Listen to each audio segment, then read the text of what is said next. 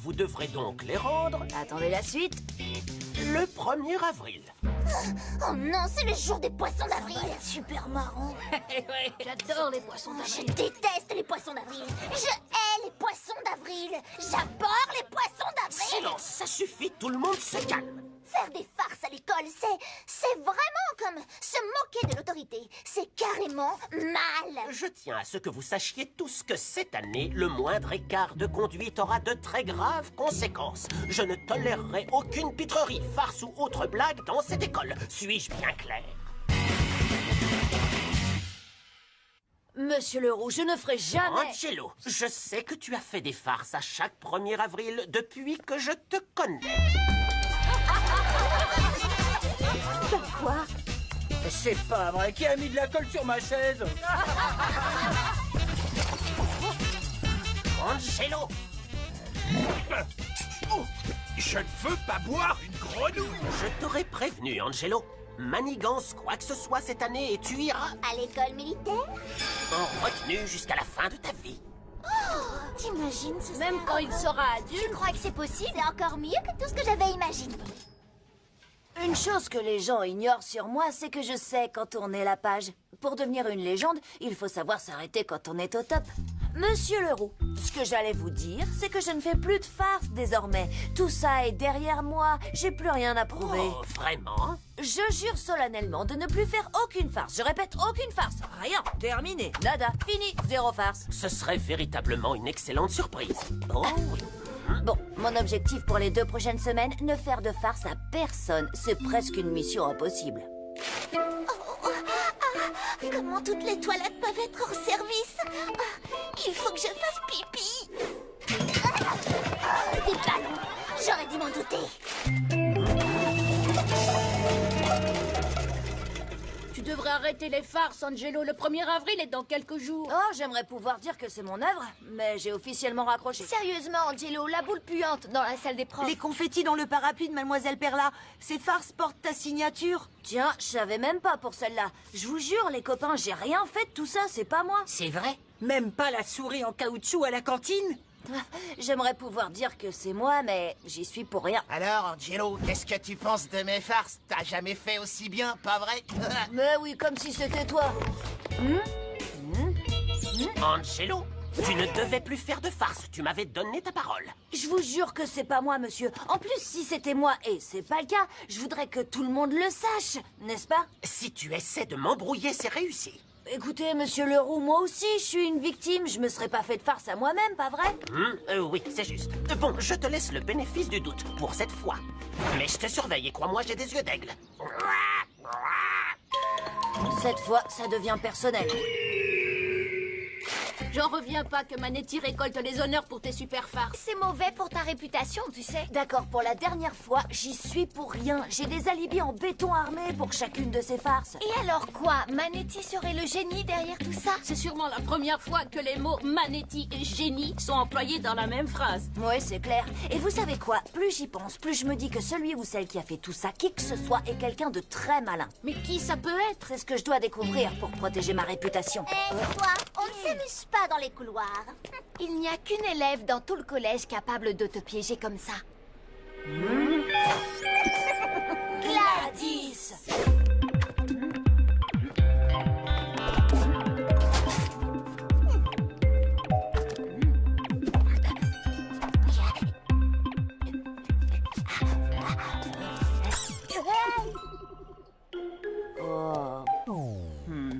Ah, cette fois je te tiens. Aïe. Oh, comme si j'allais me laisser... Quoi? Non mais... Qu'est-ce que... On s'est tous les deux fait avoir. Bon, eh ben, au moins, on a réduit la liste des suspects. Quand j'aurai retrouvé le farceur, ma vengeance sera terrible. La bonne nouvelle, c'est que j'ai un nouvel alibi. Toi, sûrement pas. Ne compte pas sur moi pour t'aider, Angelo. Oh, c'est pas très sympa, tu sais. Ouais, je sais. Quelqu'un a mis du poivre dans le café des professeurs. À moins que ce mystérieux farceur ne se dénonce, je te considère comme responsable.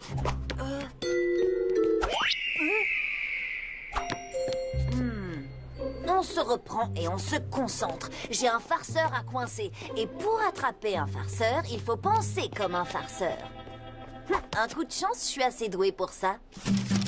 Un véritable farceur ne résistera pas à la tentation de dessiner une moustache ou de noircir une dent sur un poster de Gladys. C'est un classique. Mon piège est irrésistible. Je n'ai plus qu'à attendre comme une araignée sur sa toile. Non, c'était toi. Oh, je suis démasquée. Ah bah ça alors, je m'en serais jamais douté. Bertrand François. Non mais franchement, c'est carrément génial, bravo. Je t'arriverai jamais à la cheville, Angelo. T'es un maître en la matière. La référence, une légende vivante. Ouais, c'est un vrai don. J'admire beaucoup ton travail. Je suis un de tes fans. J'ai même fait un album. Un album? Ouais. J'ai des photos, des articles du journal de l'école, des interviews et même des figurines. T'as des figurines de moi? T'es sérieux? Très sérieux. Oh. Le reçu pour la pizza que j'avais fait livrer au bureau du principal, c'est vraiment dingue. Ah, une photocopie couleur unique de l'intérieur de mon nez. Hallucinant. Tu accepterais de me faire un autographe dessus, s'il te plaît? Oh, non, c'est pas vrai, je rêve. C'est certainement la seule photo qui existe de Monsieur Leroux en pyjama. Ouais, et c'est l'original en plus. Et en HD, bien sûr. J'en reviens pas qu'il ait pu croire que la réunion parents-prof était une soirée pyjama. C'est vrai, Angelo, tu sais que t'es un véritable génie de la farce. Oh, arrête, tu me gênes, même si c'est la vérité. Écoute, Bertrand François, pour la punition que veut me donner Monsieur Leroux. Ouais. Tu sais, Angelo, je suis sincèrement désolée que mes farces te causent des ennuis. Je t'en veux pas. Et tout bien réfléchi, même pour me sortir de cette galère, j'ai aucune envie de te dénoncer. Au lieu de ça, j'ai décidé que j'allais t'aider. Tu veux m'aider? Te prendre sous mon aile. Quoi, tu veux que je devienne ton disciple? Grâce à moi, tu vas jouer dans la cour des grands. Tu vas devenir un pro. Je vais faire de toi une star de la farce. Comment faire des farces aussi bonnes que les tiennes? Ah, il suffit d'un peu de réflexion et d'organisation. Angelo, j'accepte ici humblement ton offre. Pour réussir cette mission, il faudra rester discret. Alors jusqu'à nouvel ordre, plus de farce au collège. D'accord? Comme tu voudras, Angelo. Jusqu'à ce qu'on trouve le plan parfait, je veux que tu continues à t'entraîner. Mais chez toi. Je le ferai. Pour commencer, un soir, mets la brosse à dents de ton père au congélo et remets-la en place le matin. Tu la connaissais, celle-là? Non, elle est bonne. Voyons voir. Est-ce que ta mère fait des tartes ou des gâteaux? Plutôt des gâteaux. Enlève une part et remplace-la par un morceau d'éponge. N'oublie pas de le couvrir de glaçage. C'est comme si c'était fait. Maintenant, on va trouver ensemble la farce qui te correspond le mieux. Perso, j'aime bien réinterpréter les classiques. Pas toi? Absolument. Oh, tiens, tu as quelque chose sur le front? J'ai promis de plus faire de farce, mais il n'est pas interdit de passer le relais et d'aider quelqu'un d'autre.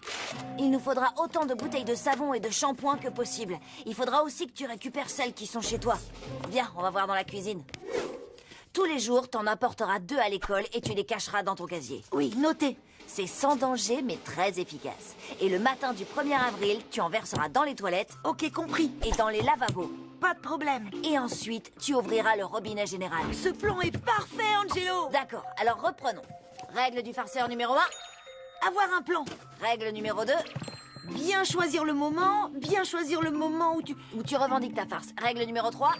Se demander si la farce est sans danger. Vraiment. S'assurer que la farce est vraiment sans danger. C'est ça. Et bien sûr... Et ne parler de sa farce à personne tant qu'elle n'a pas eu lieu.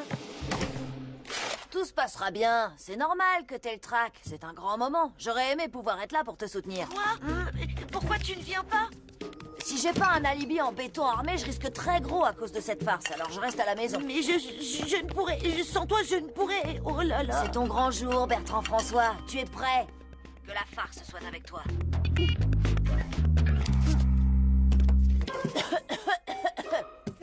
Je crois que j'ai attrapé un rhume. Ah, tchoum! Je vais rester au lit aujourd'hui. Et c'est pas une farce, c'est de la comédie. Ce sont 2 choses très différentes.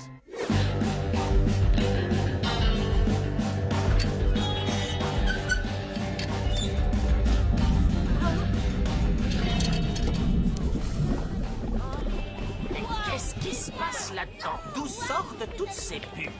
Je déteste le 1er avril. Ouais! Poisson d'avril! Bertrand François, mon ami, il est temps que tu aies ton propre album. Avec cette farce, tu es entré dans la légende. Merci beaucoup, Angelo. Bon, c'est vrai, t'es connu tous les jours jusqu'à la fin de l'année, mais tu riras de cette farce jusqu'à la fin de ta vie. Alors ça valait le coup. Pas vrai, mon pote? C'est clair. Je déteste le 1er avril. Quoi? Qu'est-ce qui t'arrive, Angelo? Vous avez quelque chose sur le visage? Ah oui? Non, c'est plus haut. Oui, c'est encore là. Vous permettez? Voilà, je l'ai eu. Merci, Angelo. Je vous en prie. C'est Bertrand François qui m'a appris cette farce. Eh oui, l'élève a dépassé le maître.